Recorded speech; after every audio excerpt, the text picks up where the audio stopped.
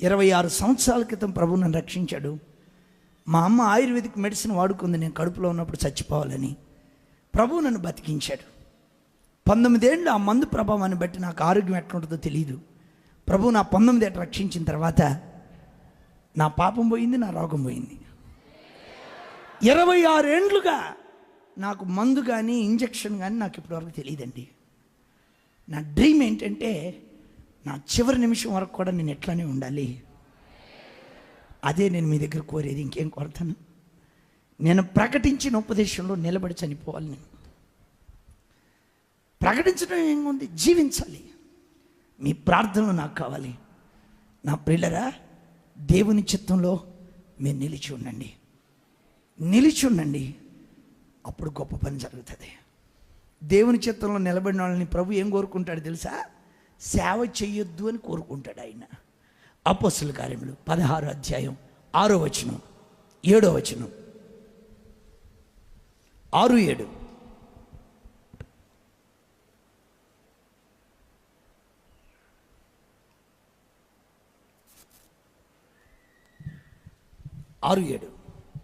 ఆసియాలో వాక్యం చెప్పకూడదని పరిశుద్ధాత్మ వారిని ఆటంకపరిచినందున ఏం చేసింది? పరిశుద్ధాత్మ వారిని, 2 చేతులు ఎత్తి స్తోత్రం చెప్పండి. వాక్యం చెప్పమంటుందా? పౌల్ని పరిశుద్ధాత్మ వద్దంటుందా? 7వ వచనం, యేసు యొక్క ఆత్మ వారిని వెళ్ళని. అయ్యా, నువ్వు ఆసియాలో పని చేయొద్దు, నువ్వు కాము కూర్చుంటే చాలు అంటే దేవుని చిత్తం చేసిన వాడిని నువ్వేం పని చేయొద్దురా, నువ్వు ఉంటే చాలు అంటున్నాడు దేవుడు. స్తోత్రం చెప్పండి. ఎంత గొప్ప భాగ్యం అండి. నాకు తెలిసిన ఒక సేవకుడు 2 సిస్టర్స్ని, ఒక అమ్మాయికి 16 ఏళ్ళు, ఒక సిస్టర్కి, ఇంకొక పాపకు 13 ఏళ్ళు, వీళ్ళిద్దరిని తింటాం, చెరువులో నీళ్ళు తాగటం, చింతాకు తింటాం, చెరువులో నీళ్ళు తాగటం. 2 నెలల్లో వాళ్ళు ఉంటున్న గుడిసె దగ్గరే ఒక అబ్బాయి బైక్ మీద వెళ్తా బస్సు కొట్టి కింద పడిపోయాడండి. కింద పడిపోతే దేవుని ఆత్మ వీళ్ళిద్దరు 11 గంటలకు ప్రార్థన చేసుకుంటుంటే రోడ్డు మీదకి వెళ్ళు అనిపిస్తుందంట. వెళితే ఆ అబ్బాయి కింద పడిపోయి ఉన్నాడు. ఆ అబ్బాయికి నీళ్లు పోసి ముఖం కడిగి ఇద్దరు కాళ్ళు చేతులు పట్టుకొని రూమ్లోకి తెచ్చి మెలకు వచ్చిన తర్వాత ఆ అబ్బాయి అడ్రస్ అడిగి వాళ్ళ అమ్మలో కబురు పెట్టారు. హాస్పిటల్లో చేర్చారు. ఆ అబ్బాయిని కోమంలోకి వెళ్ళిపోయి మళ్ళీ బతికాడు. ఆ అబ్బాయి అంతా గుర్తుకొచ్చిన తర్వాత, మమ్మీ నన్ను హాస్పిటల్ ఎందుకు చేర్చారంటే, మాకు మాత్రం ఏం తెలుసురా, 2 సిస్టర్స్ పలానూరు దగ్గర కబురు పెడితే తీసుకొచ్చామన్నారు. వాళ్ళు ఎక్కడున్నారని అడిగి వాళ్ళ దగ్గర తీసుకెళ్ళమంటే తీసుకొచ్చారు. తీసుకొస్తే అక్క మీరు నాకు నీళ్లు పోశారు, నేను ఇక్కడే ఉంటాను, మీతోనే ఉంటానంటే, అట్టు ఉండకూడదయ్యా, పాస్టర్ గారికి చెప్పాలన్నారు వీళ్ళు. పాస్టర్ గారి దగ్గరికి పోతే పాస్టర్ గారు అన్నాడు, నువ్వు మారు మనసు పొందలేదు, మేము ఎక్కడ పెట్టుకుంటాం ఇక్కడ చర్చిలో, బతికావు కాబట్టి సాక్షిగా దేవుని మందిరానికి రమ్మన్నారు. ఆ అబ్బాయి 3 నెలలు మందిరానికి వచ్చిన తర్వాత వాక్యం విని మారు మనసు పొంది బాప్తిసం పొందాడు. ఆ అబ్బాయి ఇంట్లో ఏం చెప్పాడంటే, మమ్మీ యేసు ప్రభు నన్ను బతికిచ్చాడు కాబట్టి నేను సేవకి వెళ్ళిపోతాను అన్నాడు. వాళ్ళు చాలా పేదోళ్ళండి, పెద్ద ఆస్తి లేదు, 75 కోట్లే వాళ్ళకి ఆస్తి ఉంది. ఒక్కడే కొడుకు, ఏం చేయాలో పాలు పోలా. వీళ్ళు కూడా క్రమేపీ చర్చికి వస్తూ తల్లిదండ్రులు ఇద్దరు చర్చికి వచ్చి రక్షించబడ్డారు. 75 కోట్ల ఆస్తి 8 నెలల్లో పాస్టర్ గారికి అమ్మిచ్చేశారండి. ఇచ్చిన తర్వాత పాస్టర్ గారు కబురు పెట్టాడు, మీ ఇద్దరు సేవ అయిపోయింది, ఇక రమ్మని. వాళ్ళు సంఘం గట్లా ఆత్మలను సంపాదించలా, దేవుని చిత్తం చేశారు. ఆ డబ్బుతో 70 ఎకరాల పొలం కొన్నాడు ఆయన మీటింగ్ పెట్టుకోవడానికి. వింటున్నారా? దేవుని చిత్తం అనేది అలాగుంటుంది. జీవితం అంతా సేవ చేసిన ఆ సేవకుడికి 75 కోట్ల కానుకొచ్చిద్దో లేదో నాకు తెలియదు. 2 చిన్న పాపలు 16, 13 చెట్టు కింద ఉంటే దేవుని చిత్తం చేస్తే దైవజనుడు ఆశ తీరింది. ఒక కోటీశ్వరుడు సేవకు వచ్చాడు, వాళ్ళ అమ్మ నాన్న సేవకు వచ్చేసారు, గొప్ప సేవ జరిగింది. నువ్వేం చేస్తావు ఈరోజు? దైవజనుడు ప్రార్థన చేసిందే నువ్వు చెయ్యి, దైవ సేవకుడు పంపించిందే చోటకి నువ్వు వెళ్ళు. అక్కడ ఏమీ లేకపోయినా కోటీశ్వరులను సహవాసానికి ప్రభు తీసుకొస్తాడు. హల్లెలూయా. నా ప్రియమైన స్నేహితులరా, నేను సౌత్ ఆఫ్రికాలో మొట్టమొదటి వెళ్ళినప్పుడు ఒక సేవకుడు నాకు పరిచయం అయ్యాడు. ఆయన నా ఫ్రెండ్ ఆర్మీలో ఉంటాడు. అతనికి బాగా తెలుసు వాళ్ళ బంధువుల ద్వారా. నా ఫ్రెండ్ వాళ్ళని పరిచయం చేశాడు నాకు. నేను ఆయన దగ్గరికి వెళ్తుండేవాడిని. ఆయన దగ్గరికి వెళ్తే హైదరాబాద్ ఓల్డ్ సిటీ ఎట్టుంటుంది అట్టుంటుంది. 80 మంది కుంటోళ్ళు గుడ్డోళ్ళు అనాథ హాస్టల్లో. వాళ్ళ పక్కన నాకు బెడ్ వేస్తాడు. కుంటే ఆయన మధ్యరాత్రి లెగుతాడు, గుడ్డోడు తెల్లారిన తర్వాత లెగుతాడు. ఇద్దరిని బాత్రూమ్కి నేనే తీసుకుపోవాలా. ఇక నా పని చూడు ఎట్టుంటుందో తెల్లారలేక. ఒక రోజు కుంటే అబ్బాయిని బాత్రూమ్ తీసుకెళ్తుంటే వాడు ఆపుకోలేక నా మీద పోసాడు పాసు. నాకు ఇంగ్లీష్ రాదు, నా బాధకి బాధ కాదు. దేవా, నన్ను తెచ్చి ఏడెందుకు పెట్టావు నాయన అని అడిగాను నేను ప్రభుని. ఆయన ఒకరోజు చెప్పాడు, అయ్యా చాలా భారంతో మీరు మా దేశంలో సేవ చేస్తున్నారు. నాకు ఒక ఆయన తెలుసు, ఆయన్ని మీకు పరిచయం చేస్తానన్నాడు. సరే పరిచయం చేయమన్నా. ఆయన చర్చి క్యాంపస్ చిన్నదండి, 1000 ఎకరాలే ఉంటుంది, పెద్ద ఎక్కువే ఉండదు.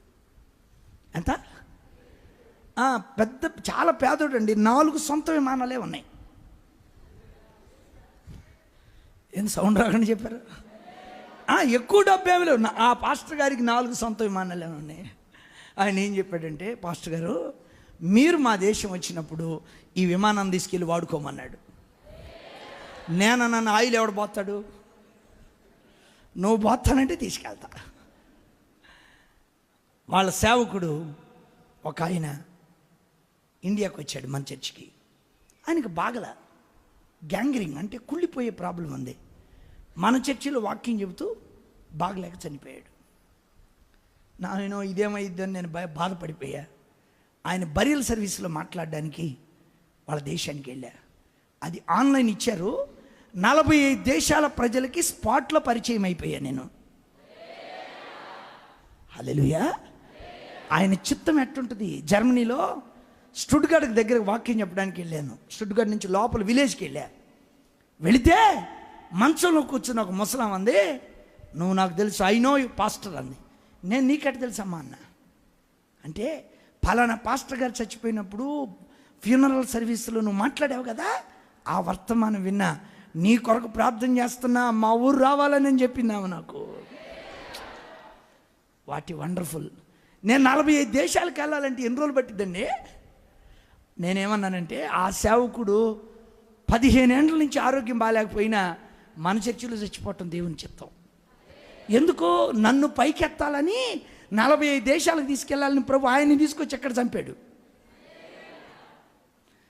నీ కొరకు ఆయన ఏదైనా చేయగలడు. నేను మీకు చెప్పాలనుకుంది ఏంటంటే, ఆయన నీ కొరకు ఏదైనా చేయగలడు. ఒకవేళ నేను మినిస్ట్రీ పెట్టుంటే ఈరోజు నా పరిస్థితి ఏమై ఉండేది? ఒకవేళ మా పెద్దోళ్ళు బంధువులు చెప్పారని నేను భక్సింగ్ గారి సేవకి వెళ్ళుంటే ఏమై ఉండేది? మా రక్త సంబంధికులు మెడ్రాసులో సేవ చేస్తున్నారు, వాళ్ళు రమ్మని పిలిచారు, వెళ్ళుంటే ఏమై ఉండేది? తెలియదు నాకు తెలియదు. నాకైతే నిండు సంతోషం ఉంది ఈరోజు. హల్లెలూయా. ప్రపంచమంతా వాక్యం తీసుకెళ్తాననే నిరీక్షణ నాకుంది ఆయన నామంలో. ఆ ధైర్యం కూడా నాకుంది, ఆ విశ్వాసం కూడా ప్రభు నాకు ఇచ్చాడు. మరలా మీకు గుర్తు చేస్తున్నా, లేచి నిలబడండి. మరలా మీకు గుర్తు చేస్తున్నాను, త్వరగా లేచి నిలబడాల. హల్లెలూయా. ఏమీ నేను మీ దగ్గర కోరుకోవట్లేదు. దేవుని చిత్తంలో మీరు నిలిచి ఉండండి. చెప్పండి గట్టిగా. డబ్బు లేకపోయినా, ఆరోగ్యం లేకపోయినా, వసతులు లేకపోయినా, ఏ విధమైన పరిస్థితుల్ని ఎదుటున్నా, ప్రభువా నేను నీ చిత్తం చేస్తాను. ఆమేన్, ఆమేన్. చెయ్యెత్తండి, కళ్ళు మూయండి, నోరు తెరవండి, ప్రార్థన చేసుకుందాం. మీ ప్రార్థన వినబడ్డలేదు నాకు. అదేనా నీ ప్రార్థన?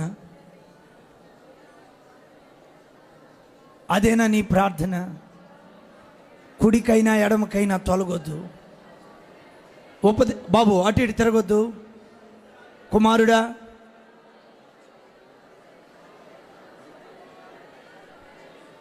చేతులెత్తి ప్రార్థన చేసుకో.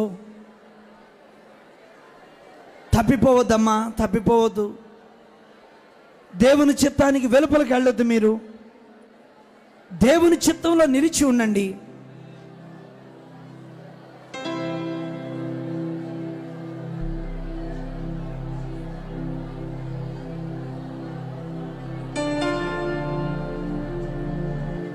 దైవజనుడిని వదిలిపెట్టి వెళ్ళొద్దు. సంఘాన్ని విడిచి వెళ్ళొద్దు. ఏ పరిస్థితి అయినా ఉపదేశంలో నిలిచి ఉండండి. గాయం ముందు రక్తం తర్వాత. నమ్ము, బ్రతుకు, సింహం వలె గర్జించు ప్రభు కొరకు. స్కందారమాలారా శబాదా కాలారా పరిఖా రబాబాబాబా రబాలారా శబాదా కారా సబాదా కాలాలా.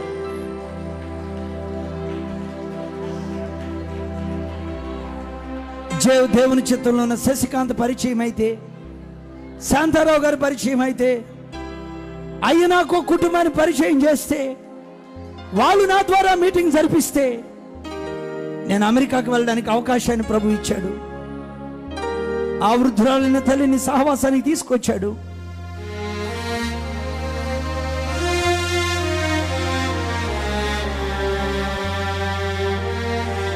ప్రతికూలమైన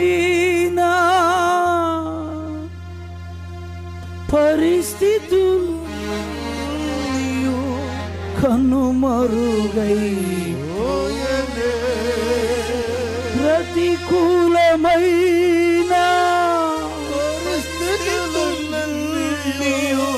కనుమరుగై, కృంగిన వేళలో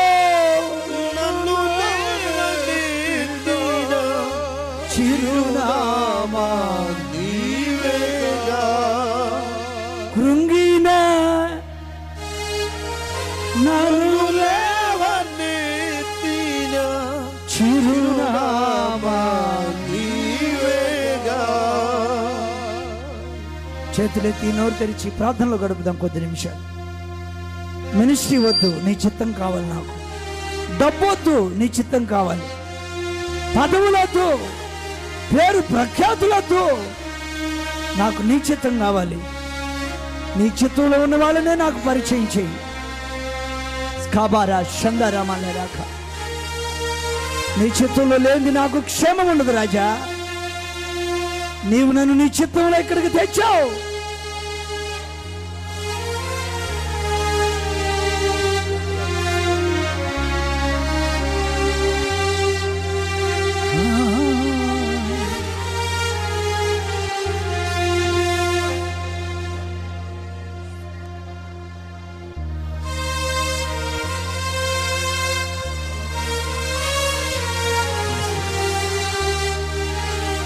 ఎవరో మాటలు విని, బంధువుల మాటలు, స్నేహితుల మాటలు, చుట్టాలు, నెలవైన వారి మాటలు విని దర్శనాన్ని పాడు చేసుకోవద్దు. ప్రభు చిత్తం చేయి, ప్రభు చిత్తం చేయి. మరణం నిన్నేం చేయలేదని సవాలు చెయ్యి. మరణమా నీ ముళ్ళెక్కడా? బ్రతికినంత కాలం ఉపదేశంలో బ్రతకడానికి అప్పగించుకో. యోహానాదాబు లాంటి కపట మిత్రుల మాటలు వినొద్దు. దయగలిగిన రాజా, ఈ పునరుద్ధాన దినమందు మా మందిరంలో నువ్వు చేసిన కార్యాలకై నీకు స్తోత్రాలు. నీ ప్రజలు మిషనరీలు అయిపోవాలి. నీ ప్రజలు స్వార్థరహితులు అయిపోవాలి. నీ చిత్తాన్ని ప్రేమించు వారిగా మారాలి. ఐక్యరాజ్య జనరల్ సెక్రటరీ కంటే గొప్ప పదవి దైవజనుడి పదవి. నాయన ముఖ్యమంత్రులను దీవిస్తాడు, మంత్రులను దీవిస్తాడు, ప్రధానమంత్రులను దీవిస్తాడు దైవజనుడు. ఈ అవకాశాన్ని జారవిడుచుకొని యుద్ధరాజా, నీ ప్రజలు సేవ కొరకు రేపబడి పనిచేయటకు సహాయం చేయండి. జయరాజు నన్ను దీవించు, కుటుంబాన్ని దీవించు. ఈ ప్రాంతంలో ఇంకా సంఘాలు కట్టడానికి, ఇంకా సేవకులు తయారు చేయడానికి, ఇంకా ఆత్మలు సంపాదించడానికి కృపనిమ్మని, మంచి ప్రార్థనాత్మనిమ్మని యేసు నామములో అడిగి పొందుకొని ఉన్నాం తండ్రి. ఆమేన్. హల్లెలూయా. అన్నయ్య పర్మిషన్తో 1-2 మాటలు చెప్పాలనుకుంటున్నాను. అన్న మీటింగ్స్కి ఎక్కువ తిరుగుతుంటారు, మీకు తెలుసు. ఇక ఉండేది తక్కువే. అయినా ఈరోజు అన్న మాట్లాడవలసిందిగా నాకు ఈ సమయం ఇచ్చారు. అన్నయ్యకి నిండు హృదయంతో